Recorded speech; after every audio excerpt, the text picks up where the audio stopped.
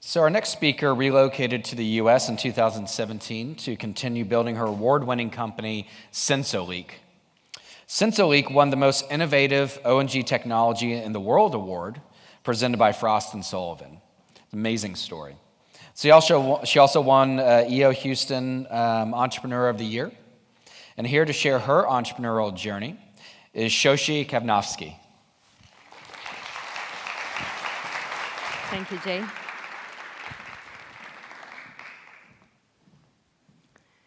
What is your secret recipe to success? No, it's not a quote from the Food Channel. It's the most common question I hear my fellow entrepreneurs ask. And specifically, they ask me, Shoshi, how did success happen to you? The short answer is that success doesn't happen to entrepreneurs. Entrepreneurs happen to success. The longer version requires the understanding that successful entrepreneurship doesn't just happen. It requires a lot of work, substantial planning, some luck, and lots of courage. I would like to share with you today the story of my personal path to entrepreneurship and how my early life experiences made me who I am today. Though I was born to a wealthy family in Russia, I did not enjoy my family's fortune for too long before I experienced rags. My father died when my mother was pregnant with me. And when I was 5, we relocated to Israel, trying to escape the anti-Semitic persecution of Jews in the former USSR. Several years after the move to Israel, we fell into deep poverty. My mother couldn't work as she had a variety of health issues and eventually ended up in a wheelchair. While I was very quick to learn the new language, catch up with the culture of the new country, so I was naturally voluntold into being the leader and CEO of my family. I was 9 when I officially became the sole provider, and still am today. My first job was washing dishes at a Chinese restaurant, and then I progressed into cleaning houses, hotel rooms, and buildings. I took any job I could, as long as they would pay cash, as I couldn't be on payroll officially as a child. Looking back, as hard as it was, I appreciate this experience as it taught me the value of money, hard work, and responsibility. It was then when I started to develop my grit, my will to get out of the cycle of poverty in any way I could. Fast forward to age 18. I was recruited to an elite unit in the military to serve with the UN forces of Syria and Lebanon. At 18, the weight on my shoulders included decision-making, people management, and diplomatic outreach. Not an easy task, but a very important skill set to acquire for a soon-to-be entrepreneur. My service taught me the importance of flexibility, the fast thinking required under different circumstances. For many years, I neglected to embrace my life. I was angry at the difficulties, the day-to-day survival struggles, and the opportunities my peers seemed to have, while I was preoccupied with worry. I wasn't able to socialize, party, or go shopping, or anything else that required money. I simply couldn't afford to fit in. Yet, in my mid-20s, I made a life-changing decision. I decided that I will not let poverty dictate my future. Specifically, when I was 27, I remembered the day that was a turning point in my life. Because on that very day, I made up my mind to try and gain people's respect, not their mercy. I was finished being a victim, the poor girl from the slums. It was my condition, but it would not be my conclusion. That's when I started to devote myself fully to what would soon become a very successful, game-changing technology startup. I also wanted to educate myself in business, so I enrolled into an MBA program and started sharing with the world how happy I am to become an entrepreneur.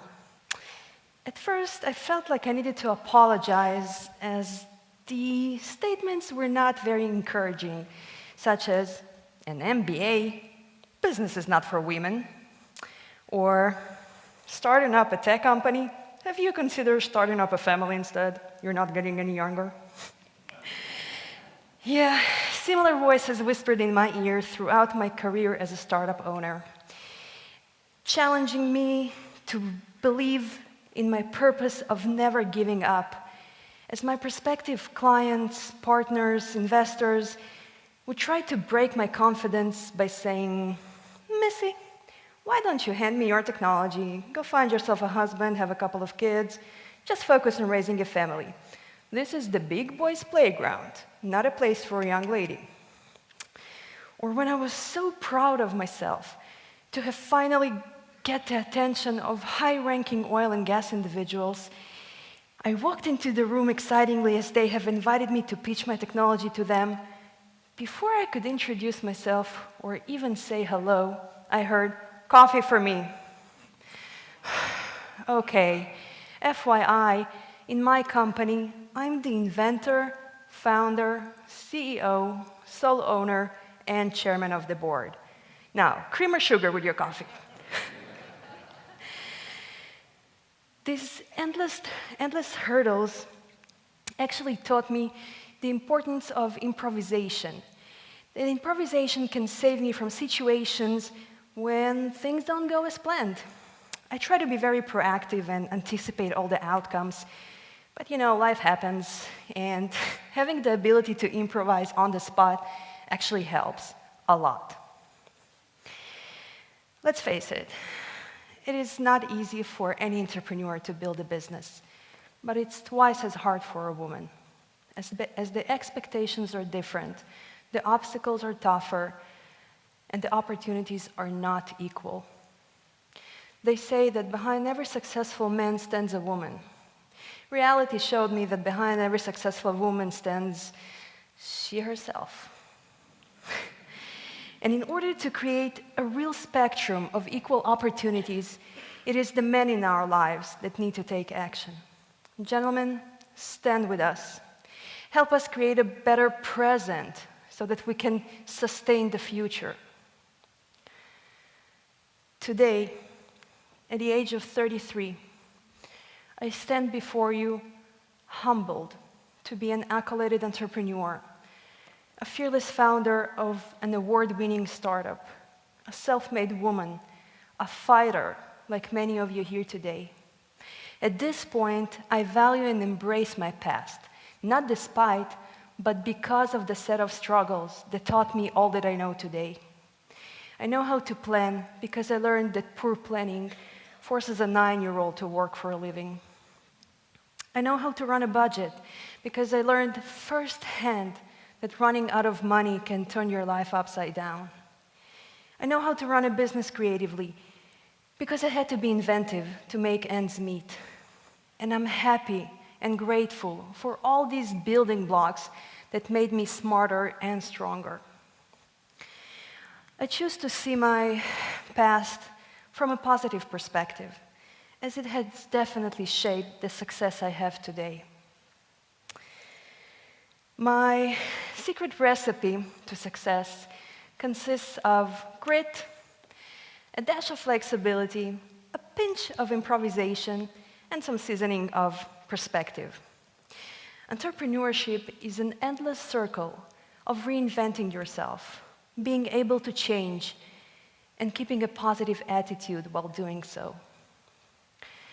These are my 4 key traits that have helped me to my truth, that helped me build my own life and my own success. Take a moment and think about your key traits. What is it that drives you? What is it that keeps you going no matter what? What are the building blocks to your success? Now that I've shared mine, I'd very much like to learn yours. Why are you a successful entrepreneur now, and how can you be even greater? Success is never accidental for us entrepreneurs. It is a journey full of pivotal moments. Moments that reveal our true qualities that drive us forward. Me personally, I got lucky, as at some point, it seems that the elements of the universe finally aligned to make success happen for me, and hopefully soon enough for you too.